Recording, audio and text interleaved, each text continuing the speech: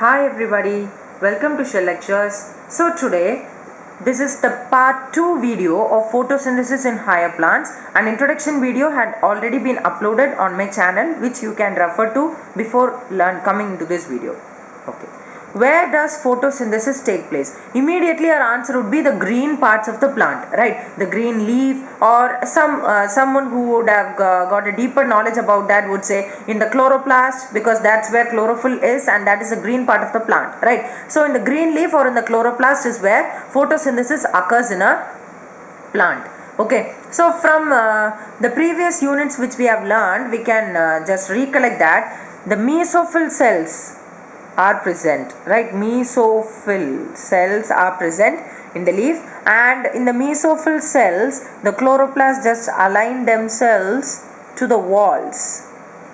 The chloroplasts align themselves to the walls. Though this is not the exact structure, I am just drawing it for understanding purpose. So this is chloroplast which aligns themselves to the walls of the mesophyll cells so that they will be getting much of the incident light. Okay, so that they will be getting much of the incident light, the chloroplasts align themselves to the wall of the mesophyll cells. Okay, so to the mesophyll cells the chloroplast will be arranging like this, and if we get into a very deeper into this chloroplast structure, it would something be like this.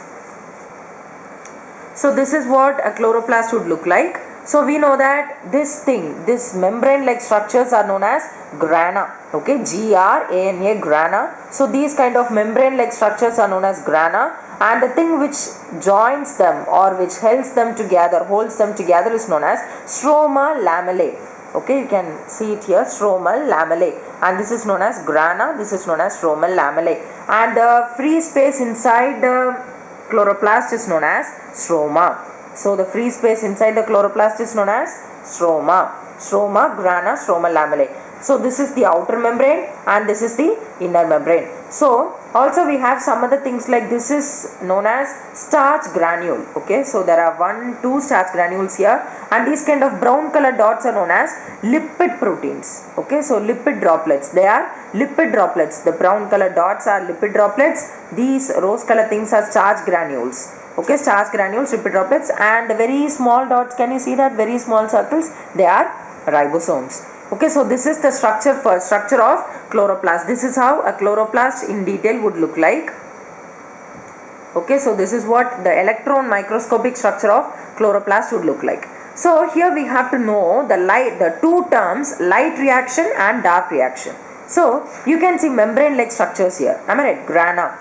Their function is to trap the light energy, that is they will trap the light energy, and the second function is to synthesize ATP and NADPH. Okay, so what are their two functions? They trap the light energy and they synthesize ATP and NADPH. So what is the product of light reaction? This is called as light reaction because it's dependent on the incident light. So it's known as light reaction. So this is where the membrane structure traps the light energy and synthesizes ATP and NADPH, and this reaction is known as light reaction because it depends upon light, and the other name of light reaction is photochemical reaction.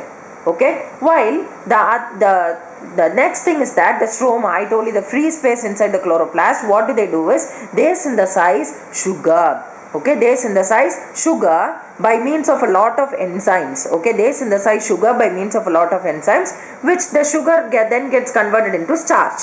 Okay, so this process depends upon ATP and NADPH.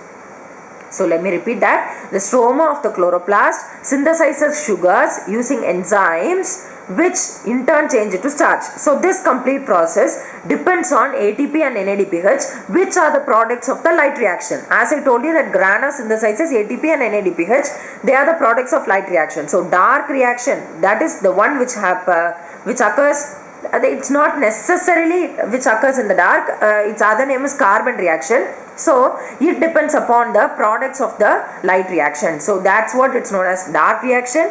Dark reaction depends on the products of light reaction. So always dark reaction happens after light reaction. Why so? Because the dark reactions are dependent on the products of the light reaction. So only after the light reactions occur, the dark reaction can take place. Okay, so the dark reaction and light reaction is what is discussed in detail in this chloroplast section. So now we must know about the pigments which are involved in photosynthesis.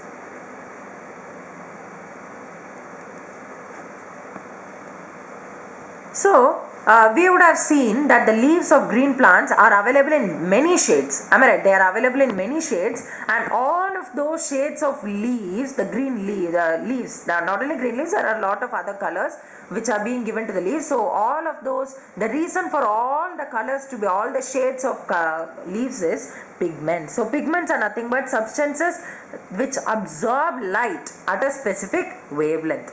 So what are pigments? They absorb light at a specific wavelength. Due to the presence of different kinds of pigments, different shades of leaves are present. Okay, so this can be obtained by paper chromatography by means of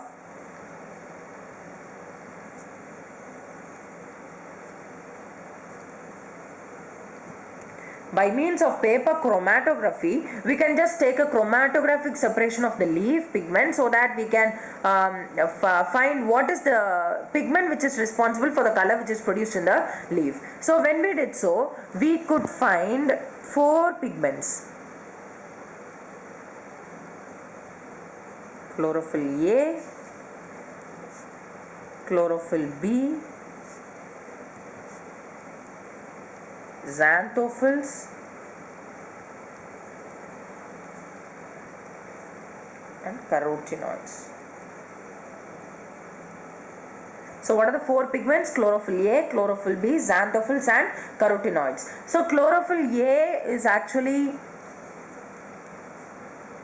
blue-green, chlorophyll B is yellow-green, xanthophylls is yellow, and carotenoids is yellow to yellow orange. So chlorophyll A in the chromatogram appeared blue-green in color, chlorophyll B appeared yellowish-green, xanthophylls appeared yellow, and carotenoids appeared yellow to yellow-orange. So these are the colors which the pigments represented. So what are pigments? Pigments are substances that could absorb wavelength at a specific that could absorb light at a specific wavelength. Okay, so when we could actually, this is the chief pigment for photosynthesis. Chlorophyll A is the chief pigment for photosynthesis. So how did we find that? When we drew graph as to where photosynthesis occurs at the maximum comparing to the wavelength. Okay, we know that the wavelength of VIBGR, right? VIBGR. So we know the wavelength of VIBGR. So in these 2 regions, the graph was actually showing a hike. Okay, so in B region and R region, the graph was actually showing a hike, which meant that maximum photosynthesis took place in the blue and red regions of the graph. Okay, so from this, we can easily come to know that the chlorophyll A is the chief pigment associated with photosynthesis, because chlorophyll, actually it is the blue and red regions are the spectrum for chlorophyll A and B, and chlorophyll A is the very chief pigment for photosynthesis because maximum photosynthesis occurred in the blue and red regions. Okay, the highest rate of photosynthesis occurred in these 2 regions. Also some photosynthesis occurs in other parts also. It doesn't mean that only chlorophyll A is the useful one and the other 3 are useless, not like that. The other 3, that is the other 3 pigments are collectively known as thylakoid pigments. Okay, thylakoid pigments. So these 3 pigments are collectively known as thylakoid pigments, and this is the major pigment. This is the major pigment, and these 3 are the thylakoid pigments. Thylakoid pigments, chlorophyll B, xanthophylls and carotenoids are the thylakoid pigments, and this is the major pigment. So the thylakoid pigments are also responsible for the color which is produced in the leaf. So what do? They are also pigments, right? So they also have to absorb light at specific wavelength. So what they do is, they are actually the accessory pigments. So what they do is they absorb light and they transfer the energy to chlorophyll A. So they absorb light and they once again go to chlorophyll A. They transfer the energy to chlorophyll A. Okay, so their two functions are that they absorb light and they transfer energy to chlorophyll A, and the second important function is that they prevent chlorophyll A from photooxidation.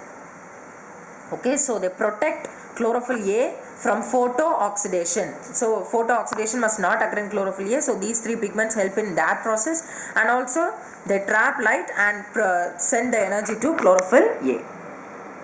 Okay, so that's it in this video. In the further videos, I'll be talking about various other topics related to photosynthesis photosynthesis in higher plants. Subscribe to my channel if you have not done so far. Like and share this video to whomever you know. Thank you so much for watching.